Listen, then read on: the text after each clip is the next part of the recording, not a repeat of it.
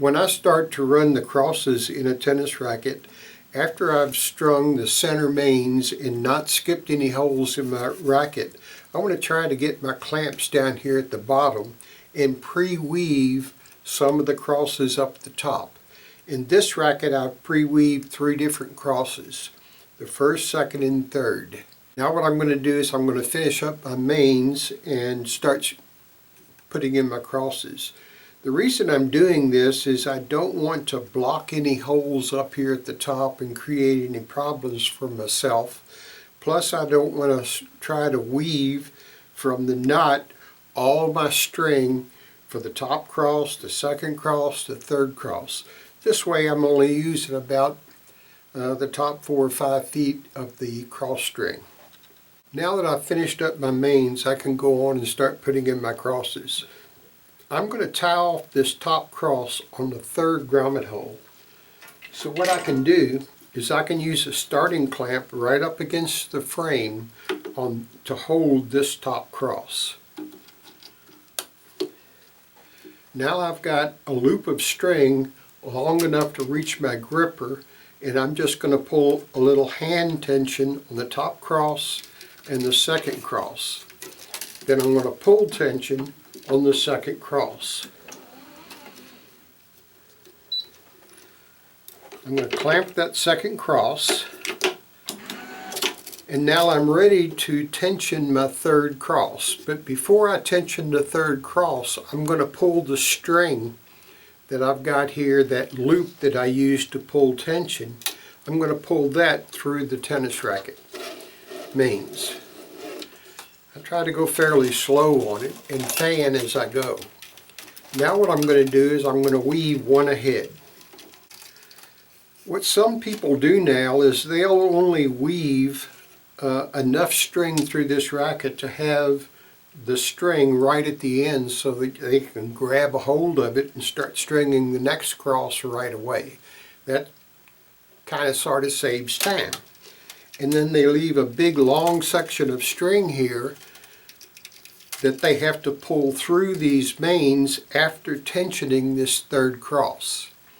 I don't like to do that because this cross right here is more of a hard weave, and this cross right here is more of a soft weave right now. By a soft weave, if you look at it, this one right here goes up and down quite exaggerated. This one right here is fairly smooth. I'm going to give you a close-up of this so that you can see what I'm talking about. If you look at this third cross right now, in the third cross it's real jagged going up and down. And this one right here just about goes straight through the tennis racket. This is a textured polyester string. These are multi-filament mains, and this is a rough ALU string in the cross. So what I'm going to do is I'm going to try to pull this fourth cross almost all the way through right now. What I'm going to do now is I'm going to pull most of this cross string right here and get rid of all of the strings I've got on the side through for the fourth cross right now to reduce the friction on the mains. Because if I tension this first, this string that was straight will now look just like this one. You'll have more friction on the strings right here. This tension cross will be holding the weave for that fourth cross high, so the least amount of friction that I can have for this string is all the way down here at the bottom of the racket, where they're all level because of the throat piece. So what I'm going to do is I'm going to fan this right now, but I'm not going to push this all the way down as I fan it, and the reason for that is the further down I go, the more this string is going to be distorted.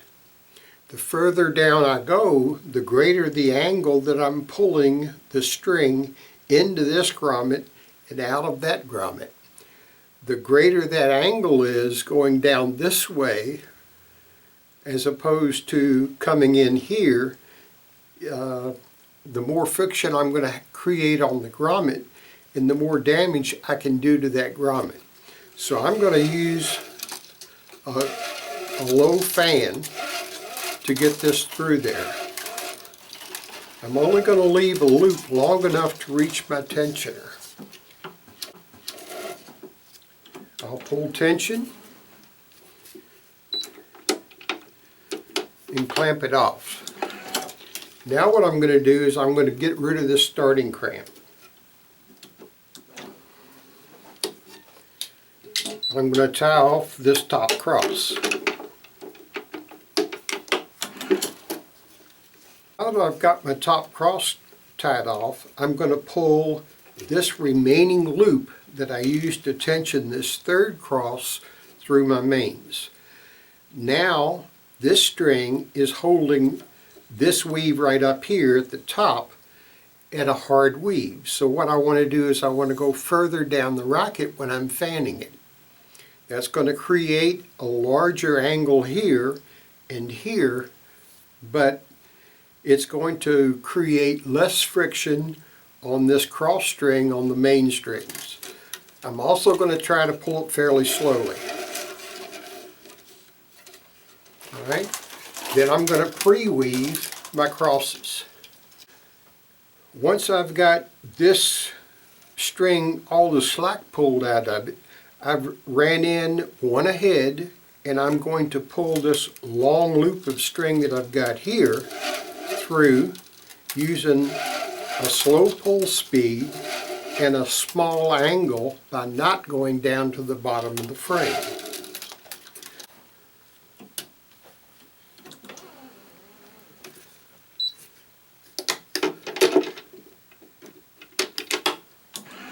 More often than not now, when I'm getting my cross strings, I'll cut it off of a reel, and I only cut enough to string the crosses and reach the tensioner to apply tension. So usually by the time I get down to the last 3 or 4 crosses, I don't have enough string left to pre-weave one ahead. So what I'm going to do now is I'm going to thread this string through a grommet. I'm going to pull it all the way through. Then I'm going to use sort of like a needle and thread method where I push this string down and under a main and then pull the whole string through. When I get over to the far side, what I'm going to do is I'm going to go into my grommet, and I'm going straight into my grommet so there's no chance of burning that grommet. And I pulled it straight out of this grommet so there's no chance of burning that one. I'm not going to burn my strings because I was going a lot different. So now I'm going to apply tension here,